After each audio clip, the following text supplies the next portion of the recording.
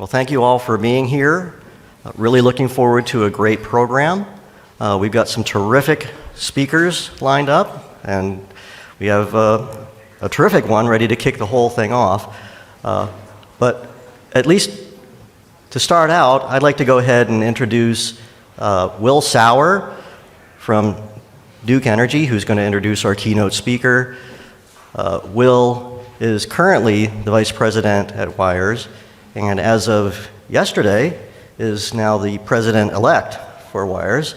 So he'll be leading the officer group for our organization starting in 2022. So I'll go ahead and turn it over to Will, who can introduce Commissioner Clements.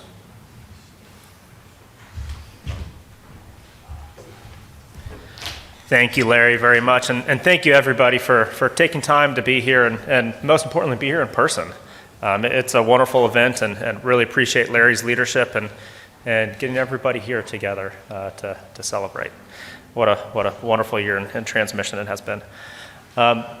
Most importantly, our special guest, our welcome guest today, Commissioner Clements. Commissioner Clements has been in the industry for over 2 decades. Really starting with, she has over 2 decades of experience with industry.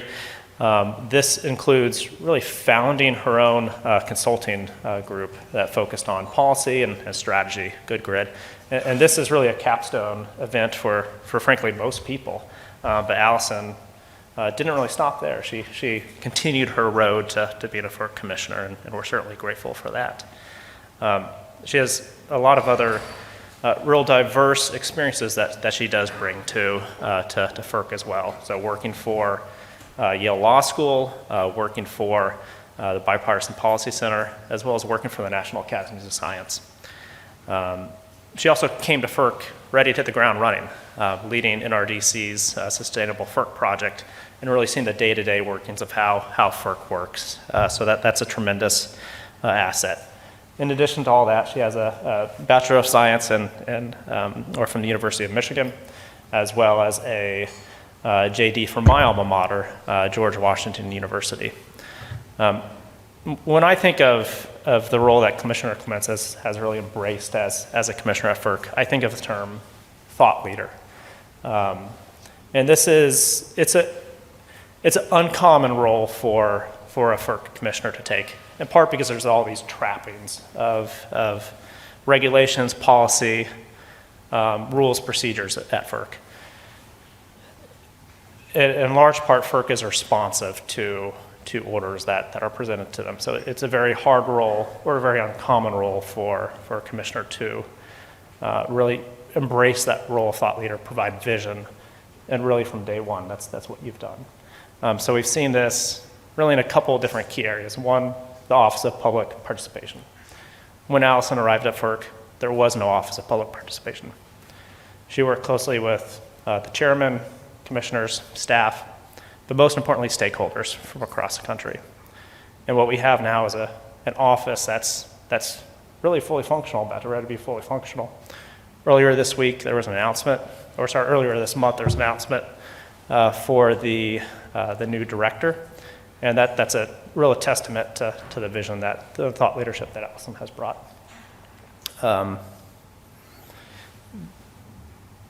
Most importantly, a lot of this thought leadership has been on transmission, and that's why WIRES is so delighted to invite you today. It's such a wonderful time to have this conversation, and we're delighted to have you. For procedure, Allison's Commissioner Clements is gonna speak throughout. Please feel free to think through, identify questions that you want to ask throughout, and Commissioner Clements will call on folks at the end to ask questions.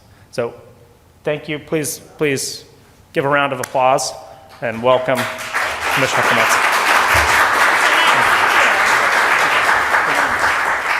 That was so nice. I forgot in-person introductions can make one feel so nice. Since we don't do them. Thank you so much for having me. I can't see where Larry is now sitting, but for having me, and my colleagues Miles Farmer and Chris Fitzpatrick are here. And are the reason that we're doing thought leadership. So 2 of the 4 reasons. So I hope you'll have a chance to chat with them. This is just maybe the first or second week we're getting back in person with meetings. So I've already seen many of you who I know by your camera face, who I don't recognize with just your eyes. So it's great to take this off for a minute. And please forgive the awkwardness, as we've been pretending that our thoughts have been organic and unplanned, well, that we've just really been reading off our computer screens. So I'm going to do probably a little bit of reading today to make sure I don't forget anything. This is a friendly crowd on the topic of transmission development. I think we all share this perspective that we are at a once-in-a-generation moment. We don't need to, and haven't certainly, continuously built out the transmission system. In fact, we've underinvested in the transmission system for several decades now, and this is the chance. We need to build a cost-effective high-voltage system out across the U.S. We are facing the unprecedented challenges of extreme weather, stresses on the grid that we simply haven't planned for, that the system isn't ready to take on, at least writ large. And we have a rapidly changing resource mix that, under normal circumstances, any transition involves challenges in addition to the many opportunities. So I think about it often. We can see this end state of this highly variable, reliable system, variable base and reliable system that has been paid for in a cost-effective way in the middle of where we are today. There's a lot of things that come into play relative to how we manage the transition and how we plan for the future. Of course, nobody here thinks it's easy, but the need is clear. And when I think about the comments in the advance notice of proposed rulemaking that the Commission put forward, certainly there's not a lot of argument that we need to invest in the system and figure out a way to do it well. So the topic of the day, the advance notice of proposed rulemaking and the robust record which we are all considering across the Commission right now. Wires certainly, and many of you as individual companies have submitted comments, and we're really digging in. There's a lot to learn and to read. And I think it is important that Chairman Glick was able to get us together and get this out unanimously. Of course, that means all of our concerns got incorporated, and there was a really broad set of questions, and probably you're all breathing a sigh of relief for the moment that it's now back in our court to figure out what the next steps are going to be. I think, is that Liz in the back? Am I glad? Yeah. Liz Salerno is here, and you're lucky to hear from her later, and I think she's doing a tremendous job leading this transmission work across the Commission, working closely with the staff to ensure that we're thinking big, and that's really exciting. She's also leading the effort around the NARUC Joint Task Force, which I'll probably say a few words about. So thanks for you for having me and for the contributions. I'll just provide a little bit of perspective on where I come to the ANOPR, and then some of the issues that I'm thinking about to highlight from what we've found in the record so far, as well as what I think success looks like on the other side if we do this well.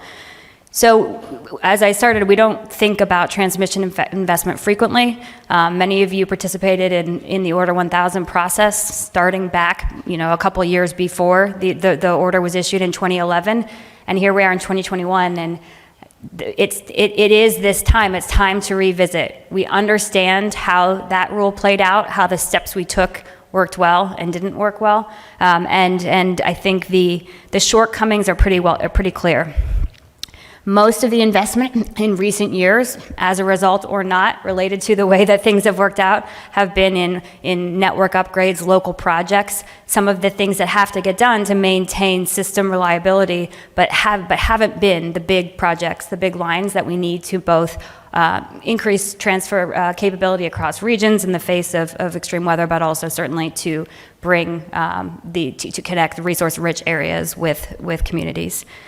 We need a holistic, proactive approach, and we have to unclog the interconnection queues, and those things go together, I think.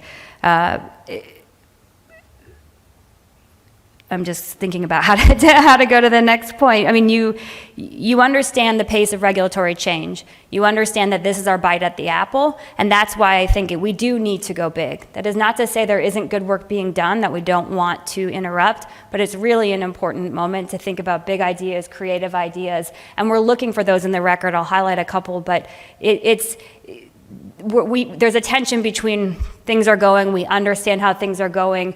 Annual planning processes are hard, they're involved, stakeholder process takes a long time, and the reality that this is the chance to get it right. This is the chance to pivot the ship, and I think that's where I'm coming to it.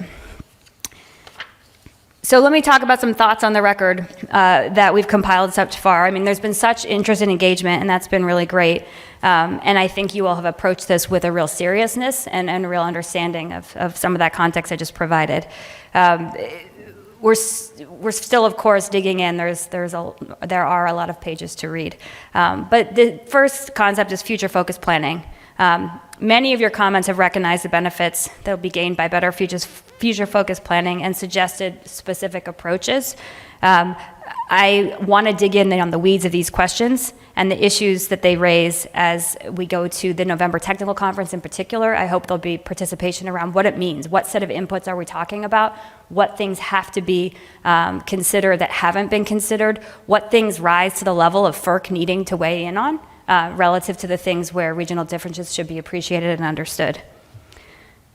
The second issue that I'm really focused on is the co-optimization of the transmission planning and the interconnection. Now, if we had a perfect planning process already, perhaps some of the issues we face with the interconnection planning process, which has kind of become, unfortunately, a de facto planning process and was never designed to do so, would go away. But the fact is, they are pretty siloed approaches, and we need to think about both together. So how do we ensure that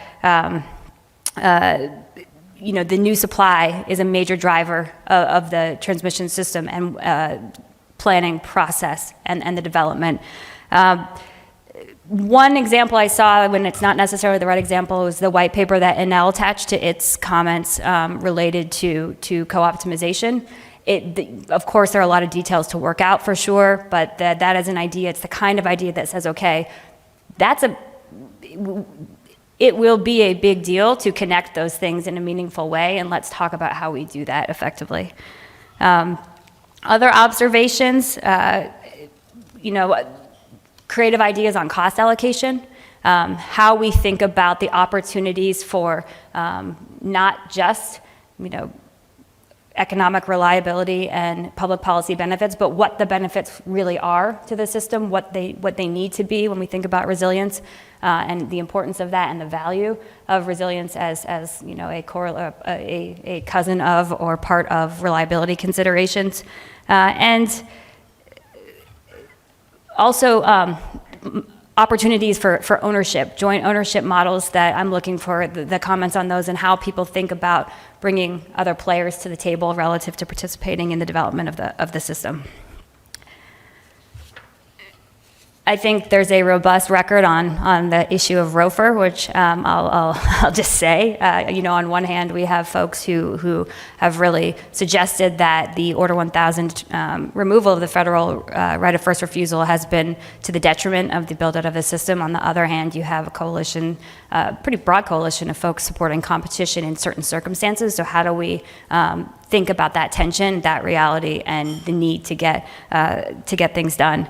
And I think the other thing that I'll mention is I'm interested in the oversight perspectives that you all shared, certainly, and that others have shared.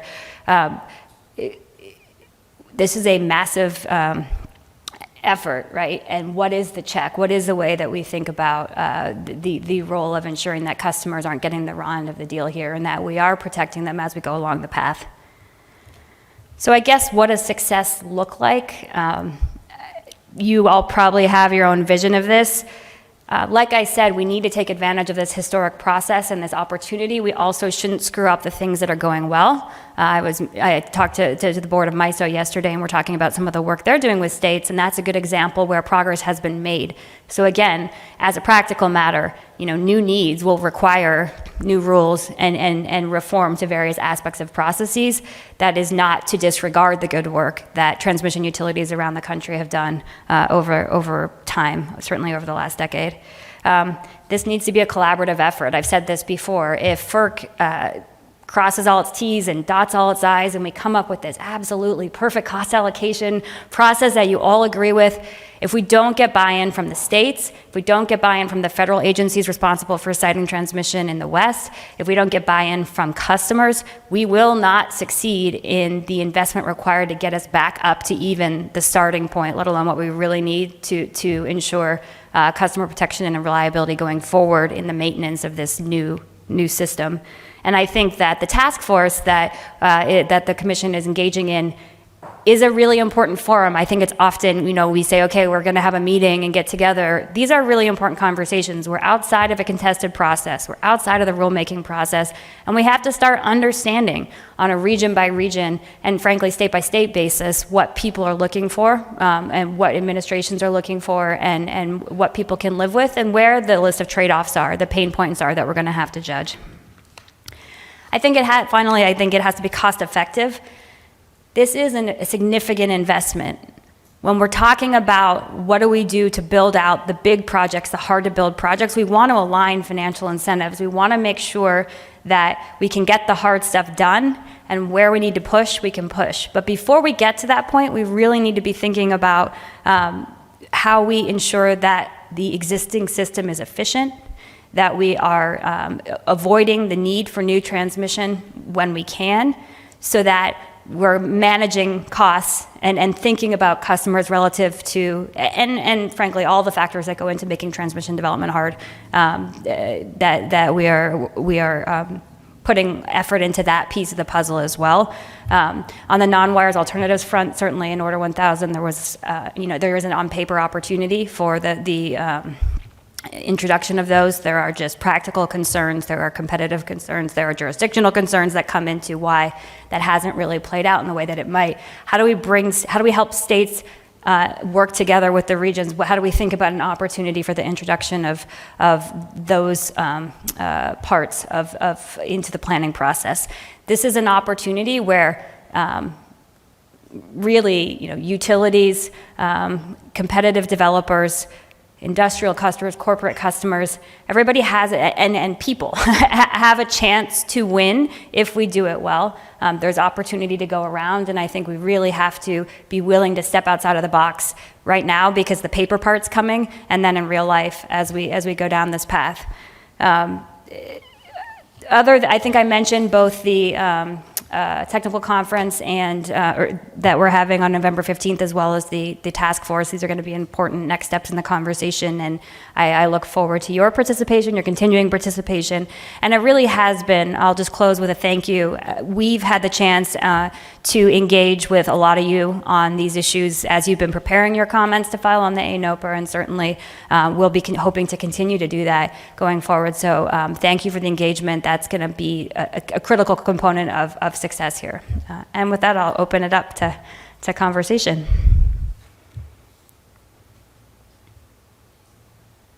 And I know you have questions or comments.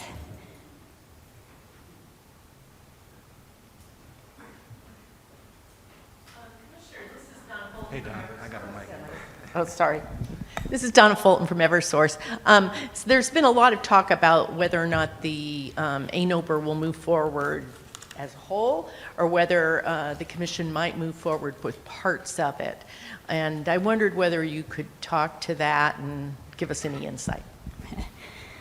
I'm a new commissioner, and so I follow the rules that we're not supposed to talk about internal conversations, but there's a lot in the record, right? There are some really big knotty issues in the record, and I think certainly from my perspective, there is, we need to balance the need for reform with the ability to implement that reform, practically speaking, and that may result in more than one next step, and certainly I think you can ask Liz on the next panel the same question.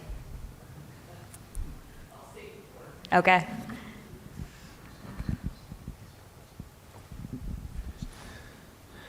Commissioner Chris Wilson at Exelon. You mentioned the need to collaborate among the states and the various stakeholders and participants, and I absolutely agree. I think that's critical. At the same time, there's kind of, a number of things, cost allocation, and I think you suggested when you talked a little bit about that, about looking at benefits perhaps a little bit differently, considering things like resilience, and I think that also makes sense. And I'm just trying to understand how the two fit together. Are you thinking that the states reach agreement in their collaboration, and so how you define benefits is less of an issue because there's legal risks with defining the benefits and how the courts, require there to be some clear connection between, the benefit and who's paying for them. And so I'm just trying to understand how you see that happening. Is it something that you're focused more on getting the states to agree in the first instance, or is it something that the commission will have, here's the principles and you have to follow these and this is how it's going to be allocated, so, states step aside, we're just doing this. Right. Sure. Well, gosh, it would be nice if all the states agreed and just took care of it. We are bound by the principle that costs follow benefits, and we have to account for, and if you get benefits, you should pay. And I think the idea that the drivers for system change and development and costs are static and haven't changed over the last decade is simply false. And we have to think about the things driving the change to our system and the needs we face, and resilience is the obvious example, to suggest that we don't need investment to, I keep coming back to this one, but to increase transfer capability across the West at least. That story keeps getting told time and time again, and there's a value to that. And of course, sometimes it's hard to marry up the benefits and the costs relative to the communities who kept power on during extreme cold and the communities who didn't. But there's certainly, from my perspective, the Commission has a role to play in helping us to ensure that the contemplation of benefits is sufficiently broad and comprehensive, that we're capturing the benefits that are in fact coming onto the system with new development. Decide who. Oh, go ahead, Amanda. Good morning, Commissioner. Amanda Connor with AEP. This is kind of building on what you just said and kind of what Chris and Donna just teed up. Do you see the docket on extreme weather and climate change being kind of incorporated into this larger effort? Well, it certainly sits alongside it at least, right? And I know that staff, we just had a conversation this week with them, are thinking hard about that proceeding as well. I don't know where, if I was going to predict where the heart of the benefits conversation goes, it's in the conversation on the record in the ANOPR. But yes, absolutely, that's a front of mind proceeding across the Commission right now. Thank you. Where's your next? Stu wants to go. Go ahead, Stu. Oh, sorry, I'm supposed to be calling. That's why I'm screwing up. Stuart Nackmius with Con Edison Transmission. Thank you for all of your comments.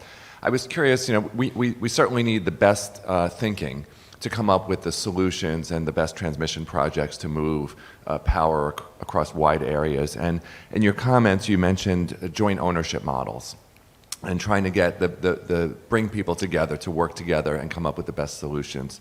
And I was curious, I guess I'll take one out of Amanda's book. There's also an incentives policy sort of sitting on the side and what the FERC can do under the Federal Power Act in terms of incentives. Any thoughts about how those things might interrelate and trying to encourage parties to work together so we do get collaboration and the best results? Yeah, I think that's a great question, and from my perspective, it's a conversation we should be having. It's easy to talk about transmission to all of you. The incentives policy issues are a little less rosy, but the reality is, in my mind, that the Federal Power Act requires us to provide incentives to the things that are hard to do. What do you need incentives for, right? If you're going to balance customer protection with the need to encourage this development, it's part of that conversation around the check on this. And so yes, I think that incentives should follow the places where it's hard to align financially or the things that are hard to get done. That's me talking. So there's 4 of us, soon to be 5 of us, who are having that conversation. But I think that conversation should flow from this process.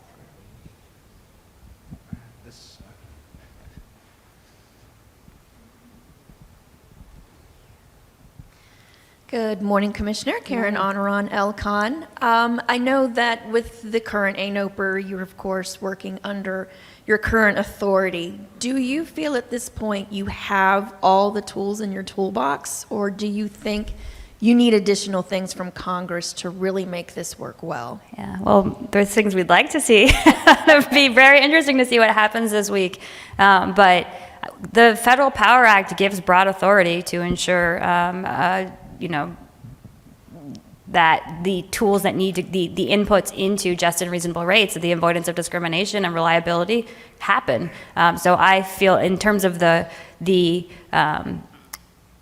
world we're in right now, in the parameters of the transmission conversation, the commission has the authority to act and doesn't need to wait. Certainly, I think there are opportunities that come from new legislation, new opportunities for coordination across government, across the federal government, and collaboration with states. But no, I feel like we have enough, right? Hi, Commissioner. Bill White with CTC Global. Thanks for coming. So a lot of companies like ours, CTC Global, we make technologies that deliver higher performance that might cost a little bit more, that might add a little bit to the total cost of a project. And so it's great that the ANOPR is looking at these issues and also the look at incentives, but really getting back to measuring the benefits and costs the right way and thinking about, how do we get to a point where it's okay to spend a little bit more for a project that's going to perform at a much higher level and deliver a much larger stream of benefits over time. It still seems as if we're in a world where the focus on first costs is so great that it almost precludes consideration of advanced technology. So, putting aside the question of incentives for the moment, just looking at, how do we sort of get out of this box we've kind of put ourselves in, and how are you and the Commission thinking about that? Yeah, I think the need to figure out how to align incentives on grid enhancing technologies writ large is a really important conversation. I think some of you probably were involved with or watching the technical conference we had on the shared savings mechanism. When it comes to first cost versus, what is the lowest cost opportunity, not to punt, but every regulator around the country right now is trying to figure out how to answer that question relative to the needs of the system today. And I think things like opportunities to make right-sized investments or more efficient investments up front should be under consideration. How we do that mechanically, we'll have to talk more about.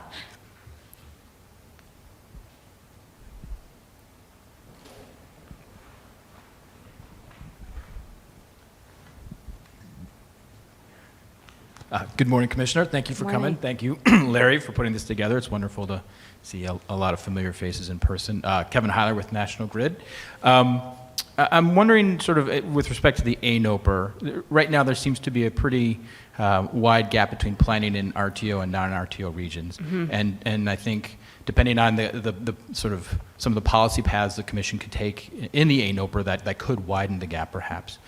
Sort of maybe a two-part question. Number one, how do you think about the differences between planning across the regions? And then, is there any concern on your part about widening that gap as a result of the ANOPR? Yeah. I've seen those comments that from Wires. I think I'm also looking at Derek Miso submitted comments similar, and I know others of you have as well. Absolutely, the question of parity between RTO and non-RTO regions across the board is one that we're thinking about, and I think Chairman Glick a couple times in the last 2 weeks or 3 weeks has publicly said that as well. I think we share that priority to think about, the need for better integration exists across the country. It exists at the seams of RTOs. It exists between RTOs and non-RTO regions, and it certainly exists across the two swaths of the country where we don't have organized markets at this point. It's front of mind. Larry, come stand over here so the microphone doesn't shriek. Commissioner Larry Gastiger with Wires. So the ANOPR takes on a huge number of incredibly difficult and challenging issues, but one that it doesn't really tackle is permitting and siting, and that is a major issue for a lot of the transmission projects going forward. And not to make the task even more difficult than it already is for the Commission, What are your thoughts on what can be done in connection with the challenges that transmission developers are facing on permitting and siting? Is there additional authority that is needed? Can the commission use the existing authority that it has to try to deal with these issues? What are your thoughts on that? Yeah, I'm going to defer to Congress on whether they help us clear up the backstop siting authority question. I think the answers are unsatisfyingly qualitative about this, right? If you think about having states at the table, if you think about opportunities for different business models, joint ownership, where you bring players to the table who are invested in their communities and in their states. If you think about the coordination that is already happening across the federal government, I know that FERC staff are engaging with other agencies from a technical assistance perspective to help have this conversation, but you have to continue to do that. And I think things like this task force provide a real opportunity. Opportunities for states to get together, and we've seen examples of this, and hopefully we'll see more of, hey, this is what we need. We often hear about the costs of transmission development, which are really important to be cognizant of. We sometimes don't hear as much about the 10 states with 100% clean energy standards who have a real requirement now, and on the books requirement that they get cost-effective transmission done to ensure success on the implementation of their legal obligations, and bringing those combinations of people together in ways that provide perhaps previously untested formulations is important. And I think that's what I mean by creative ideas in this moment, and ensuring that we don't just let kind of the traditional drag down of the regulatory paper process stop us from figuring out opportunities like that.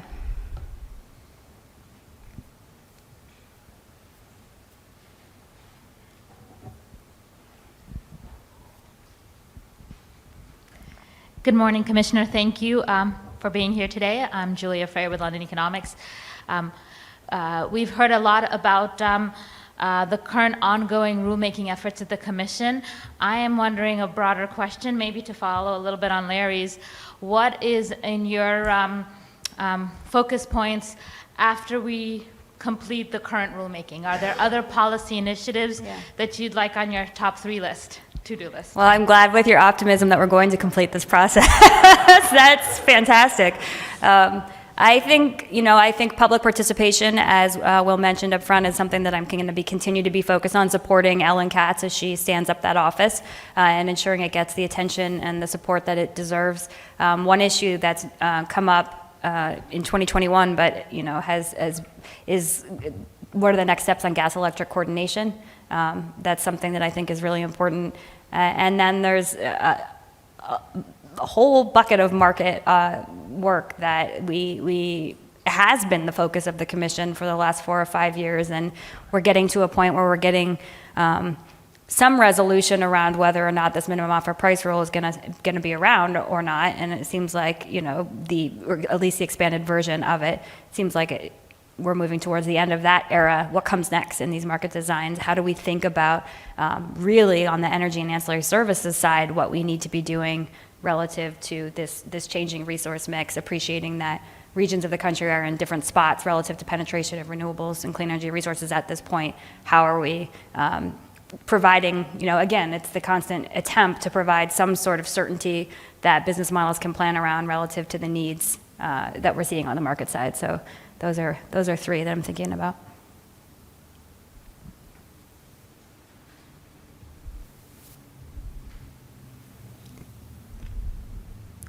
I have to put my mask back on if we stop talking.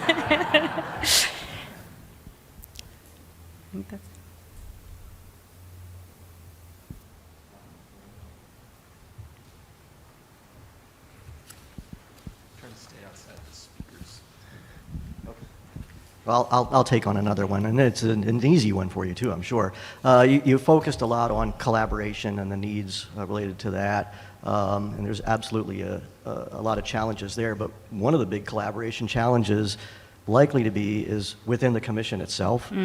Even though you mentioned that the ANOPR went out unanimous, you don't have to dig too deep to realize that it was unanimous to ask a lot of questions, maybe not so much unanimous on what all the answers will wind up being. If you look back at the history of the major rulemakings that the commission has done, the ones that have been lasting and have had serious impact tend to be ones where the commission is unanimous. What happens if the commission winds up 3-2 on a lot of the issues coming out of this? How much comfort can the industry take on whether those policies are going to be long-lasting, particularly for things like transmission that involve long-term investments that need to be made? What are your thoughts on how that will play out? Yeah, he said this was an easy question. I've done a lot of thinking about this and a lot of learning, obviously, in the last 10 months since I took on my role. And I think that we're in a new world across Washington and the rest of the country where people come to the table with philosophies and perspectives. And it's not, you have to start from that. And I think collaboration is perhaps, and I said it, is perhaps a naive way to think about it as opposed to finding alignment. We have to find the places where we have alignment. And then we have to say, okay, this is the moment we're at. What is the right balance between how much is politically feasible and what has to get done? And how far are we willing to go and try? And you're seeing on the market side, certainly, and in that Natural Gas Act context, litigation relative to these processes that delay, even more. And to me, the lesson from the Natural Gas Act side is we can continue to parse the facts and not follow instructions from the court, but if we want to provide that forward-looking certainty, we have to step farther and do more relative to the places of concern, right, legally. I don't think we want it to all come down to that legal parsing in general. Certainly, as you just said, transmission policy we won't get the kind of, we will not turn the ship if that's the way we're going to play it. And so it's really, encouraging us to work with our colleagues and their teams and looking for the areas of alignment where we can, certainly I think all four of the sitting commissioners, and I will just assume I can speak for Commissioner Phillips, or potential commissioner, current Chairman Phillips on this, that we're all trying to do good by those philosophies we're bringing, and there are lots of alignment. We all believe in the requirements of the Federal Power Act to ensure just and reasonable rates, i.e. protect customers, as well as maintaining reliability, and we have to find the right place in that. But it's certainly, as everything is these days, it's work. It's going to be an effort.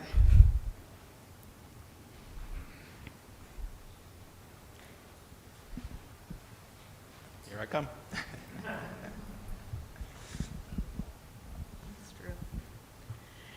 Commissioner, this is probably, is it on? Yeah. Probably not an easy question, and but I wanted to get a little bit more into your thoughts about competition. You indicated that the ROFR record is robust. There is a coalition that is very supportive of an expansion of competition, and then there's comments that indicate that it has not been successful in the last 10 years. There was a study done by Concentric. Some of us supported for that. And the Concentric study kind of questioned whether or not the conclusory statements of competition is successful just because it is, and it holds costs down. It questioned some of that. And I know you're probably very aware of that study. Has FERC done further analysis itself as to whether or not they've seen a lot of successes in competition? Is the real issue here how to ensure cost-effective transmission? Because you use that phrase a lot, and I think all of us are interested in cost-effective transmission. Is that the point of the the try at competition? Is there maybe another way to go about that? And we think we do have a lot of ways. We have, at least our company has a formula rate. We have a lot of protocols, transparency requirements. We answer to our states. We answer to FERC. We answer to customers, obviously. And I just wonder, kind of in a little bit more depth, what is it that you're going after, and what do you see the analysis that FERC has done that would answer some of these questions? Yeah, that's a really important question, and the my starting point to that answer is we have a full record with strong defenses of different types of competition in different circumstances. And if we look at what's happened over the last decade, and in some cases, competitive procurement of transmission has been a success, and in some cases, and in lots of cases, it hasn't happened. Why is that? Are there regional differences? Are there types of projects we can hone in on? If we provide clarity in other types of transmission development, does that take off some of the pressure on some of the issues around, the competition? It's all on the table. Maybe that's dramatic. I'll speak for myself. It's under consideration. We're processing what's in the record, understanding that that's the place where more analysis has been done, and trying to glean the lessons learned in a way that then translates into regulations. So I certainly appreciate the struggle, and I appreciate the perspectives. This isn't. I think when you're in the long history of the evolution of a monopoly industry and evolving from that, it's hard, and it involves some fits and starts, some evolution, and we're at that moment relative to a piece of that question. And just a quick response. It is a monopoly industry, but it's a regulated monopoly industry, and I think that's a really important thing to remember. Sure, of course.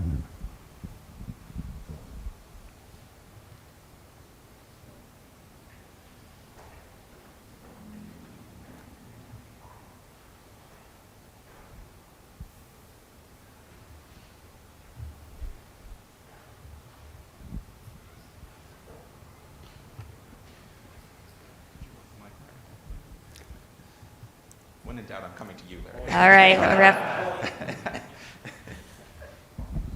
Well, if there aren't any more questions, we want to thank you for being here. We want to thank you for sharing your thoughts. Really appreciate your taking the time, and thank you again. Thanks, Larry. Thank you all. It's nice to see you.